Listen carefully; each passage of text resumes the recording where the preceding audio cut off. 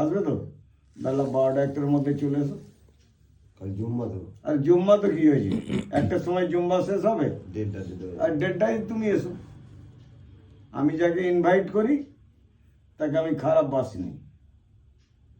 তুমি অনেকদিন আগে বলছিলে আবার তোমাকে বসতে আরে হবে। তুমি এসো না, গোস ব্যাস ওই তো কালকে হয়ে গেল, হয়ে গেল কাল। দেখিস ভাইবো, কি খুশি। না, যেসব মানুষকে বড় লোক গরিব লোক নয়, আমি বড় লোক নই ভাই, আমি বড় লোক নয়। আমি একদম বড়। খাওয়া দিয়ে দরকার, এখানে বড় লোক গরিব লোক কি। লোক ভাবে এরা গরিব, খাবো না করতে নেই মানুষকে। দেখো নবীজি গরিব ধরে আয় খেতে। আমি নবীজির কথা শুনতে চাই না। এখন বর্তমানে যে অবস্থায় আছি হ্যাঁ এই আমি ওইসব কোনো কথা শুনি না। হ্যাঁ আমার প্রথম কথা হলো কি, হ্যাঁ, যে তোমার কোনো আশ্রয় নেই। প্রথম কথা, তুমি একটা পরেজগার নামাজি লোক, খারাপ কথা বলিনি বাবা। হ্যাঁ, তোমার ইহকালেও কেউ নেই, পরকালেও কেউ নেই। আছে কি, মরলেও তোমার জন্য কেউ কাঁদবে না। আলী মরে গেছে, চলো আমরা মাটি দিয়ে দিই। আল্লাহ আকবার, ইন্না লিল্লাহি তাআলা ওয়া ইন্না ইলাইহি রাজিউন।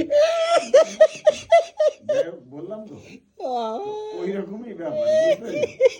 আমরা হয়তো একদিনই হয়তো পালন করবো যে আলী মামুন আর খানা ছিল। খানা খানা খাওয়া 41। কেউ একজনে খাওয়া করবে? হ্যাঁ, না বকুল করবে, না মেহেদি করবে, না এই মর্তজা করবে, ওর জন্য কেউ খানা করবে? তারা একদিন আসবে, ওই মোল্লাকে পয়সা দিয়ে, বাবা তোরা এই মাদ্রাসায় এই পয়সা দিয়ে তোরা যা করবে করলে, মাদ্রাসা লোক করলো কি না করলো সেটা তুমি জানতেই পারবে না। ও ও আবার কি, আর তোমার যদি একটা ওয়াইফ থাকে, বউ থাকে, সে তোমার জন্য কোরআন শরীফ পড়বে, দুবেলা আল্লাহর কাছে দোয়া করবে, আমার স্বামীটা ভালো থাকুক, আমার অমুক ভালো থাকুক। আর তার যদি ইয়ে বড়া ফন্নাই কেমড়ে লাও, সে থাকবে?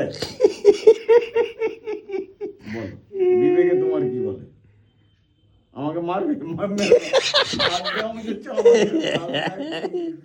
আমার ষষ্ঠী পূজা করবে না মামা, ওইরকম করবে না।